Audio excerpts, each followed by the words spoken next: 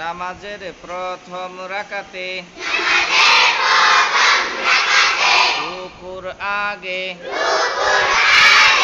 11টি মাসআলা হাত উঠানো সুন্নাত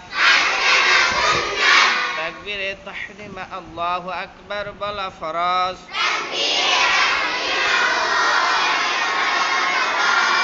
হাত বাঁধা সুন্নাত সানা পড়া সুন্নাত আউযু বিল্লাহ পড়া সুন্নাত বিসমিল্লাহ পড়া সুন্নাত সূরা ফাতিহা পুরা পড়া ওয়াজিব সূরা ফাতিহার পর আমিন বলা সুন্নাত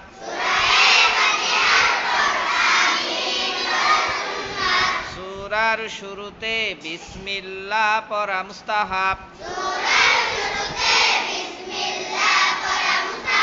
সূরা মিলানো ওয়াজিব কিরাত পড়া ফরজ